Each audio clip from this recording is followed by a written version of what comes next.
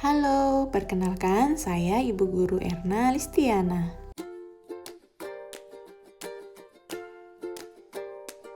Assalamualaikum warahmatullahi wabarakatuh.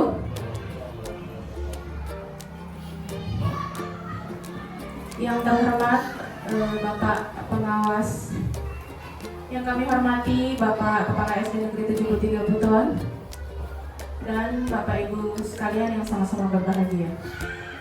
Sebagai insan yang beriman, marilah kita panjatkan puji syukur kehadirat Allah Subhanahu wa Ta'ala, karena berkat rahmat, taufik, hidayah dan inayahnya sehingga kita diberi kesempatan untuk hadir di tempat ini guna melaksanakan komunitas belajar SD Negeri 73 Buton. Salawat dan salam senantiasa kami haturkan kepada junjungan kita Nabi besar Muhammad SAW, karena beliaulah yang telah membawa kita dari alam yang gelap gulita ke alam yang terang benderang seperti saat ini. Baik Bapak dan Ibu, izinkan saya untuk menyampaikan sedikit materi. Kita sekedar berbagi apa yang telah saya dapatkan pada kegiatan coding dan kecerdasan artifisial pada beberapa minggu lalu, kemudian dilanjutkan di kegiatan in dan on serta kegiatan daring di rumah. Ada beberapa hal yang akan saya sampaikan terkait makna dasar dari coding dan kecerdasan artifisial untuk sekolah dasar.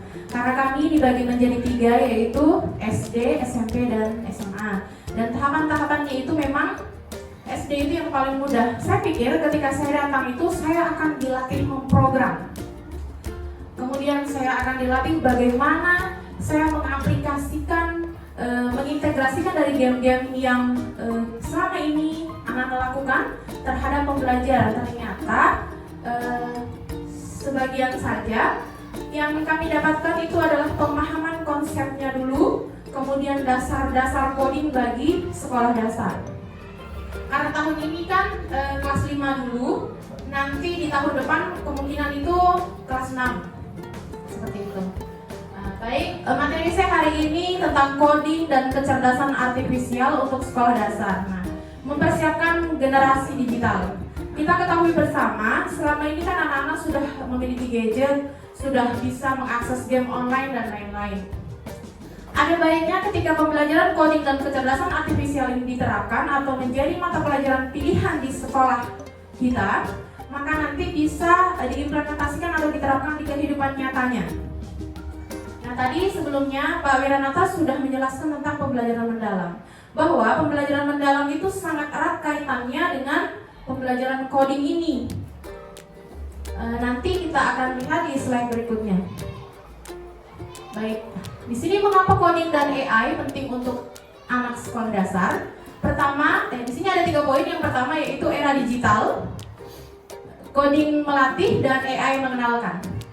Di sini untuk era digital itu kan pada saat ini memang anak-anak sudah mampu mengakses game-game online, kemudian bagaimana cara dia memecahkan masalah yang tidak mau susah menggunakan Google Translate atau Google untuk searching dan lain-lain. Nah, kita sebagai guru akan mengarahkan bagaimana mereka berpikir komputasional. Coding ini kan kita melakukan seperti itu. Dia terbagi menjadi 2, coding dan kecerdasan artifisial. Kecerdasan artifisial itu adalah bagaimana cara kita memerintahkan digitalisasi ini. Nah, pertama, di era digital ini menuntut kemampuan berpikir logis dan kreatif sejak dini. Jadi, ketika anak-anak kita berikan masalah, maka coding bisa menjadikan solusi bagaimana dia bisa mengerjakan masalah dengan lebih mudah. Kalau dulu misalkan kita berikan praktek atau ada masalah di dalam kelas yang harus diselesaikan, mereka memang berpikir bagaimana nalar kritisnya itu dimunculkan, tetapi saat ini bisa menggunakan coding itu. Maksudnya adalah kita masuk ke coding melatih. Berpikir komputasional, logika, algoritma, dan pemecahan masalah. Nah, di sini anak-anak akan dilatih bagaimana cara memecahkan masalah dengan lebih mudah. Sebagai contoh, nanti saya akan berikan kepada Ibu gambar. Kebetulan kami sudah memiliki buku coding dan kecerdasan artifisial ini. Nanti saya akan berikan pada halaman 30. di sini ada hewan dan tempat hidupnya. Kemudian dia diberikan jalan yang sangat rumit. Nanti kita diminta berpikir bagaimana misalkan jerapah sampai di tempat hidupnya sesuai dengan jalan yang paling mudah, seperti itu. Nanti saya akan bagikan. Selanjutnya AI mengenalkan teknologi cerdas yang meniru cara kerja otak manusia. Nah, pada saat kegiatan kemarin banyak yang bilang, berarti Bapak Ibu kita nanti akan digantikan dong, guru akan digantikan oleh ChatGPT atau AI. Seperti itu banyak yang bertanya. Tapi hasil kami menjawab tidak Bapak dan Ibu, karena mereka atau yang kita katakan sebagai digitalisasi ini, dia akan bekerja dengan perintah kita. Nah, itu yang dinamakan coding. Kita memerintahkan digitalisasi ini. Nah, kecerdasan artifisial yang dimiliki oleh digital itu kita yang mengarahkan. Sebagai contoh di ChatGPT, kita minta buatkan gambar animasi. Sebagai contoh ini, gambar ini kan adalah saya. Nah, saya meminta ChatGPT untuk merubahnya menjadi animasi. Dia bisa saja salah. Jika saya memberi perintah tidak lengkap, dia akan bias hasilnya. Apa nama saya di sini Erna Listiana? Kenapa di sini jadi Istantari? Padahal jelas saya mengirim foto saya di ChatGPT itu atau aplikasi digital itu. Nah, ini yang diartikan sebagai bias. Jadi, digitalisasi itu tidak akan bisa berjalan tanpa cara berpikir komputasional atau kita sebagai guru atau orang lain atau user yang dikatakan yang mengatur dia bekerja. Misalkan, buatkan modul ajar kelas 5 materi coding misalkan, dia akan muncul begitu saja. Pas kita cek, oh ternyata tidak sesuai dengan elemennya, berarti kan kita meminta tidak lengkap. Cara kita meminta modul ajar itu tidak sesuai dengan perintah kita secara lengkap. Jadi kita harus lengkapi supaya lebih baik. Seperti itu. Itu namanya kita mengcoding gitu. Dengan kecerdasan artifisial yang dimiliki tidak bisa atau tidak mampu begitu saja. Atau masih bias hasilnya, kecuali kita memberi perintah dengan jelas. Misalkan di ChatGPT, "Hai ChatGPT, apakah kamu mengenal saya?" Dia akan jawab, "Saya mengenal Anda, nama Anda adalah Ibu Erna Listiana dari SD Negeri 73 Buton." Dia tahu. Kenapa dia bisa tahu Bapak dan Ibu? Karena sebelumnya saya sudah memperkenalkan diri saya. Jadi dia mencatat bahwa yang mengakses menggunakan akun ini adalah nama Erna Listiana, dia dari SD Negeri 73 Buton. Apalagi menggunakan akun belajar ID. Seperti itu. Nah, usernya adalah saya. Kalau saya tidak mencatat itu atau tidak menggunakan itu, apakah ChatGPT tahu siapa saya? Tentu tidak Bapak dan Ibu. Nah, seperti itulah yang dikatakan coding dan kecerdasan artifisial. Jadi kalau ada yang bilang guru itu nanti akan mampu digantikan oleh AI, tidak seperti itu. Karena segala sesuatu yang mereka lakukan, yang atau kita katakan digital itu adalah sesuai perintah kita sebagai manusia. Selanjutnya, nah di sini kebijakan pendidikan terbaru tahun 2025, Kemendikbudristek nomor 12 tahun 2024 yang dikatakan Bapak Menteri waktu itu mengatakan bahwa kurikulum ini akan menjadi kurikulum merdeka dan kurikulum bermakna dan kontekstual. Nah, di mana AI dan coding ini akan menjadi mata pelajaran pilihan kelas 5 dan di tahun berikutnya akan menjadi mata pelajaran pilihan untuk kelas 6. Jadi secara bertahap sama seperti kurikulum merdeka pada waktu itu. Kemudian targetnya adalah SDM unggul dan adaptif sesuai RPJPN 2025-2045. Jadi Bapak Menteri kita menginginkan Indonesia emas yang maju, berdaulat, adil dan makmur. Salah satu pilar utamanya adalah membangun sumber daya manusia yang unggul dan adaptif, baik guru maupun muridnya. Jadi guru belajar agar siap mengajar. Jadi kita melakukan atau memberi pembelajaran mendalam atau pembelajaran coding itu berarti dari gurunya dulu yang dilatih. Selanjutnya, pendekatan pembelajaran di sekolah dasar, fun and unplugged coding. Nah, pasti kalau ada kata coding dan kecerdasan artifisial, pasti Bapak Ibu selama ini berpikir bahwa menggunakan digital. Pasti akan berpikir seperti itu ya Bapak Ibu.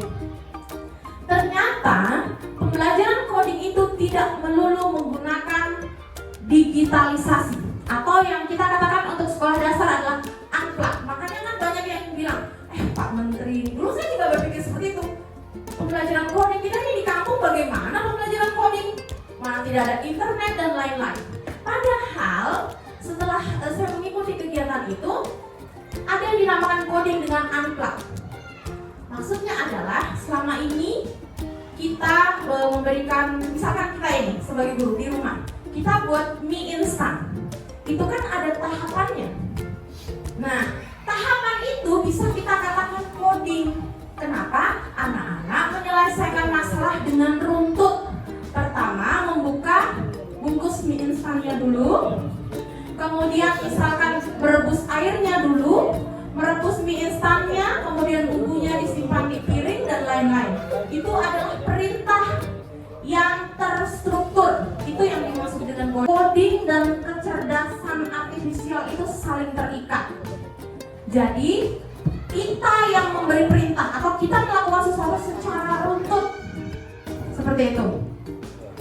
Jadi melatih logika dan pola pikir sistematis tanpa tekanan teknis seperti itu. Selanjutnya, nah tadi yang kita bahas unplug.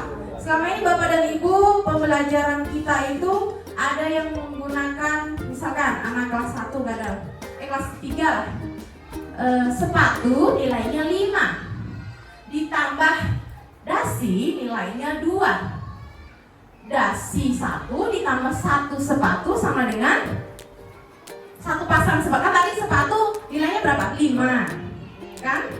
Terus sepasang 1 sepatu nilainya 5, sepasang sepatu nilainya 10. Terus dasi nilainya 1. Jika 1 sepatu ditambah 1 dasi berapa Bapak dan Ibu? 6. Nah, itu cara berpikir komputasional. Itu coding menggunakan unplug. Jadi dia tidak melulu menggunakan internet terus anak-anak latihan memprogram, tidak seperti itu. Itu yang dinamakan coding unplug. Kemudian puzzle. Puzzle itu kalau kita hambur, silahkan disusun. Pasti ketika itu tersusun, mana matanya, misalkan orangnya nih, mana matanya, mana badannya. Kalau seandainya tidak tepat, maka hasilnya tidak sesuai. Nah, itu bisa dikatakan coding. Seperti itu Bapak dan Ibu. Selama ini kan pemahaman kita ini bahwa coding itu menggunakan internet. Bagaimana kalau kita yang di daerah pedesaan dan lain-lain seperti itu? Itu bisa menggunakan coding. Misalkan segitiga segi 4 nih. Segitiga nilainya 2, segi 4 ini nilainya 3 misalkan. Segitiga ditambah segi 4 berapa? Itu biasa dilakukan di sekolah dasar, di kelas 1, 2, 3 itu kan sering seperti itu. Itu bisa dari gurunya. Kita belajar coding yuk dari dasar dulu menggunakan unplug seperti itu. Tinggal kita printkan, kita buat. Kalau misalkan susah Bu, karena ada internet, bikin saja di Word. Kan ada itu fitur segi 4-nya, segitiga kasih warna, ditambahkan buat di Word dan lain-lain. Seperti itu. Selanjutnya di sini aplikasi visual. Nah, menggunakan aplikasi visual seperti Stripe dan Lightboard. Nah, ini kemarin kami diperkenalkan. Nanti saya akan lihatkan contohnya. Bagaimana kita mengidentifikasi? Kita belajar mengarahkan robot mengidentifikasi sampah di dalam laut, mana ikan, mana sampah. Pertama yang kita lakukan adalah misalkan sampah botol, kita klik sampah. Kalau ikan kita lewatkan. Terus di situ ada daun sampah. Nah, itu kita ajarkan ke robot itu bahwa dia harus tahu bahwa ini sampah, ini ikan. Nah, setelah hasil akhirnya dia akan mengidentifikasi sampah itu jenisnya ini, ikan itu yang ini, karena tadi kita yang memilih. Robot tidak akan tahu, makanya kenapa banyak yang bilang nanti itu pekerjaan manusia memang akan digantikan oleh robot. Benar, tapi harus ada usernya atau manusianya. Tanpa itu semua tidak akan bisa. Seperti itu. Selanjutnya, kreasi sederhana membuat animasi atau game yang mengajarkan konsep perulangan dan logika. Nah, ini di sekolah SMP sudah diajarkan bagaimana dia menghitung jarak dari rumah ke sekolah menggunakan aplikasi. Itu untuk SMP, kalau SD belum diperkenalkan. Selanjutnya, proyek contoh animasi siklus hujan yang menggunakan pembelajaran IPA dan coding. Jadi semua mata pelajaran itu bisa diintegrasikan coding di dalamnya. Nah, ada aplikasi, misalkan anak-anak mau lihat hujan. Kalau tidak mau lihat di YouTube, bisa kita gunakan aplikasi verifikasi. Jadi pertama dari penguapannya dulu itu bisa. Seperti itu Bapak dan Ibu. Mudah-mudahan di pertemuan berikutnya nanti sudah mulai kita ikut pemrograman. Kalau SMA mereka masuk di dalam program itu membuat seperti itu. Makanya guru-guru SMA itu saya lihat ketika pulang sebentar malam saya nggak bisa tidur lagi karena susah, terus terang susah. Kalau kami memang di SD masih dasar-dasarnya. Selanjutnya pemanfaatan coding dan AI untuk sekolah dasar. Di sini berpikir kritis dan kreatif tentu ini sangat dibutuhkan Bapak dan Ibu. Kemudian membicarakan masalah dan bekerja sama serta rasa percaya diri ini juga sangat menunjang. Nah, selanjutnya di sini pemahaman batasan AI, pemahaman dampak sosial, etika dalam AI tadi ada berpikir komputasional dan lain-lain. Ajarkan sejak ini, kemudian di situ literasi digital juga, penggunaan dan tanggung jawab serta etika teknologi ini masuk di dalam elemen dari capaian pembelajaran untuk sekolah dasar kelas 5. Kebetulan di bukunya sini saya sudah melihat juga Bapak dan Ibu elemen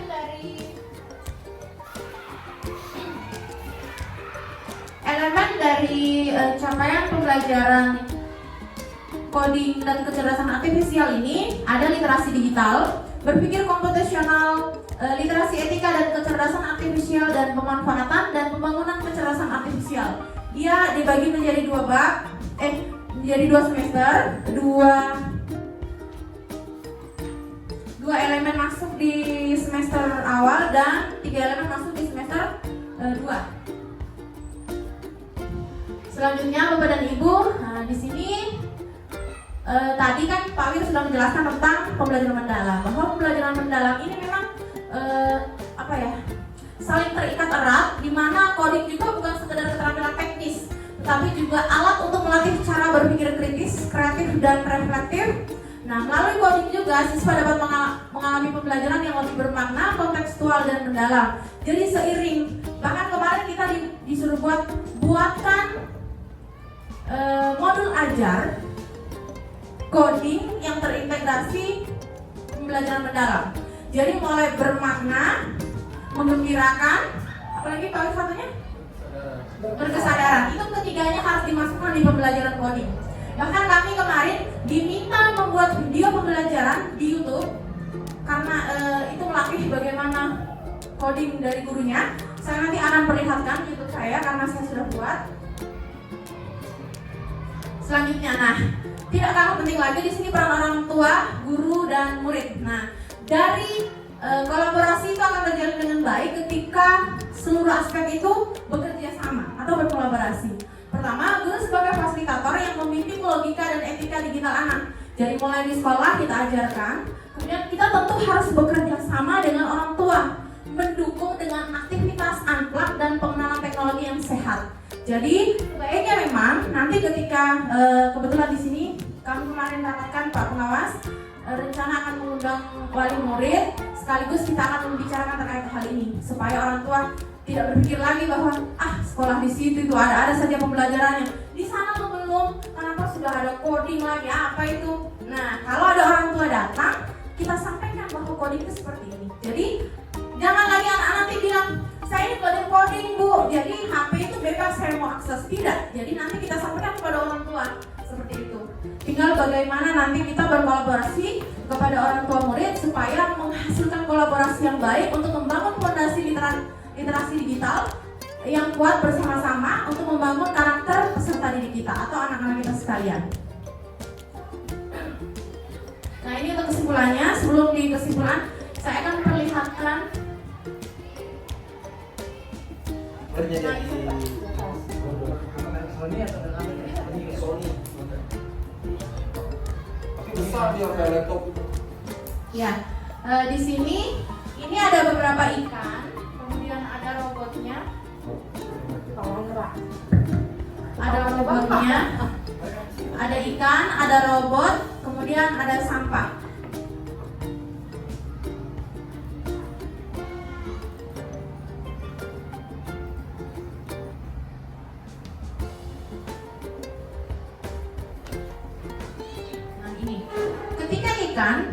Ketika sampah dia merah, ikan hijau, sampah merah, ikan hijau, sampah merah.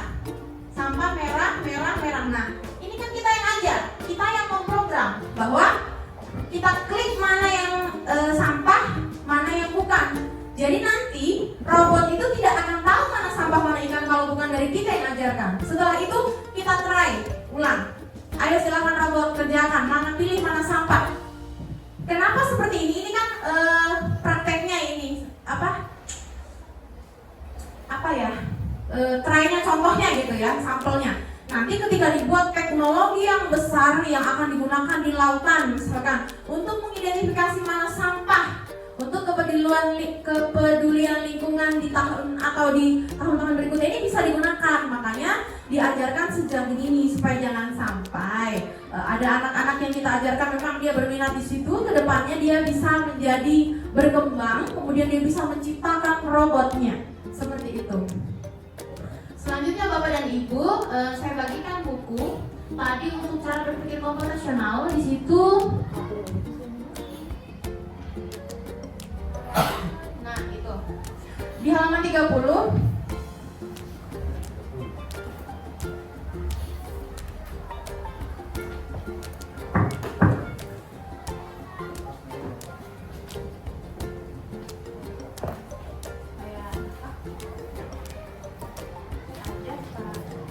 Siapa yang duluan dapat jerapahnya dalam lewat mana? Saya nggak nanya jerapahnya nanti.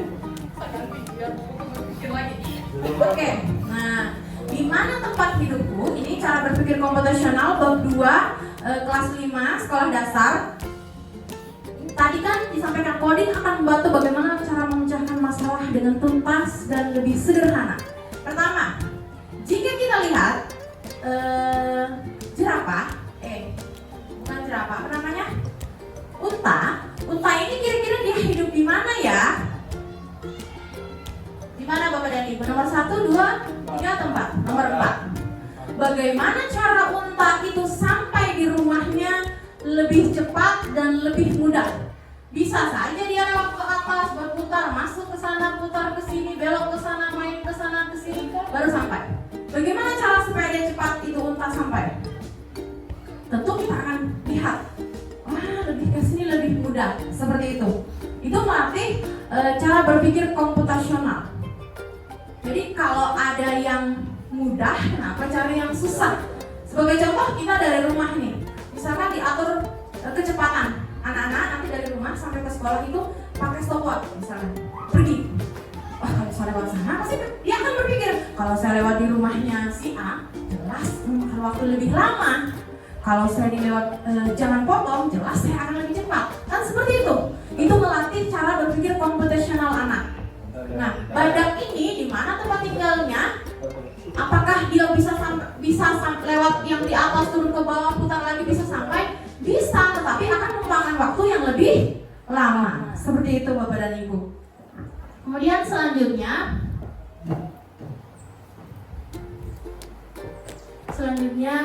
kemarin nah ini lagi. Kemarin Bapak dan Ibu saya sedikit bercerita di YouTube saya mengupload video pembelajaran coding dan kecerdasan artifisial.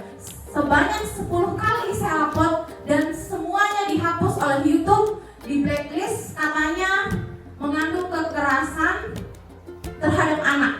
Saya buka lagi video saya, tidak ada apa-apa. Ternyata itu tidak boleh menulis coding dan kecerdasan artifisial karena codingnya itu yang terdeteksi oleh sistem di YouTube bahwa itu mengcoding seperti itu. Jadi saya gantilah judulnya. Ini penguploadan ke-11 kali video pembelajaran by Erna Listiana. Setelah ini dia mau Bapak dan Ibu. Ini saya putarkan dulu. Saya konekkan dulu sebentar ya Bapak dan Ibu.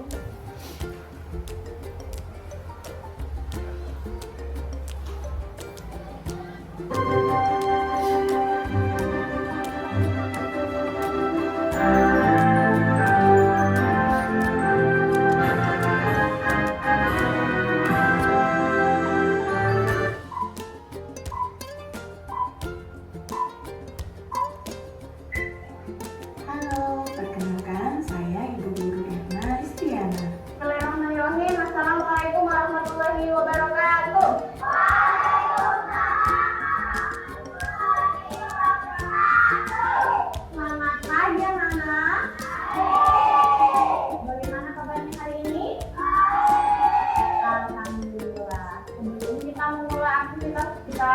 pagi hari ini kita akan berdoa.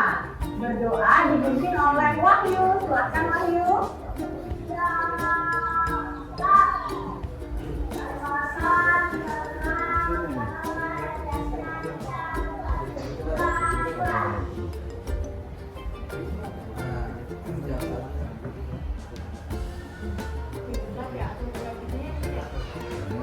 Cahaya Pak. Yang dengan cahaya.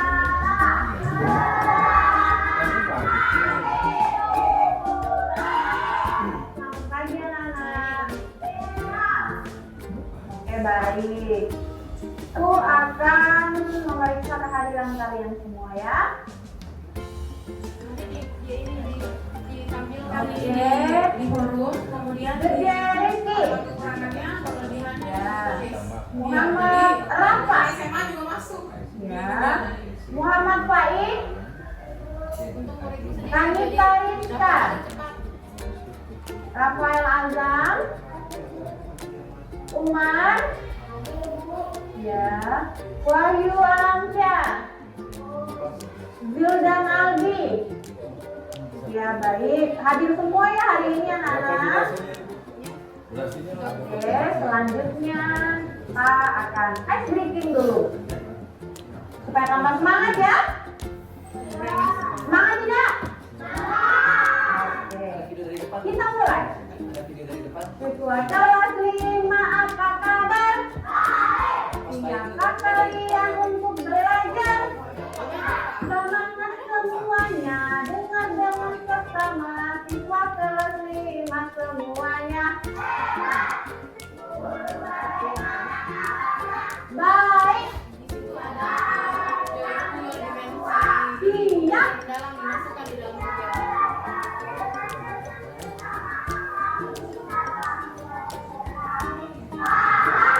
Hebat, tepuk tangan untuk kita semua.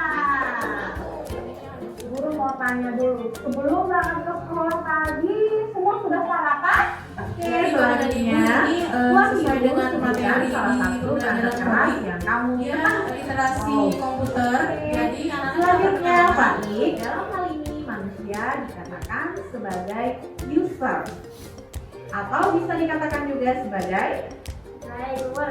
Oke. Jadi anak-anak ini kita perkenalkan kehidupan masa lampau dan masa saat ini. Digitalisasi, kalau dulu kan masih menggunakan mesin ketik, jadi kita perkenalkan dasar-dasarnya mesin ketik, apa bagian dari mesin ketik, kemudian berlanjut ke komputer atau laptop, kemudian perangkat-perangkat keras atau hardware, kemudian software juga, kemudian user kita sebagai manusia yang melakukan perintah, itu kita perkenalkan semua. Jadi di elemennya kan literasi digital, kemudian pada bab 1 itu literasi komputer. Jadi anak-anak kita perkenalkan apa-apa bagian komputer supaya pikirannya ini berproses bahwa oh yang perkenalkan pertama komputernya dulu, jenis-jenisnya bagaimana, ini apa namanya keyboard, ini mouse misalkan, ini perangkat keras apa-apa. Makanya pada saat formatif yang Bapak katakan tadi sebagai asesmen yang dilakukan di proses pembelajaran, ada input, proses, dan outputnya. Nah inilah yang saya masukkan juga di dalamnya. Saya bertanya kepada anak-anak satu persatu bagaimana pemahaman mereka terhadap hardware, kemudian software, dan user itu sendiri, Bapak dan Ibu. Mungkin itu saja yang perlu saya sampaikan. Apabila ada kesalahan mohon dimaafkan. Kemudian jika nanti ada masukan atau saran, kemudian ada kritikan, saya siap menerima. Jadi untuk hal itu tentunya untuk memperbaiki saya di kemudian hari. Terima kasih atas waktunya Bapak dan Ibu, Pak Pengawas dan Pak Kepala Sekolah. Saya akhiri. Assalamualaikum warahmatullahi wabarakatuh.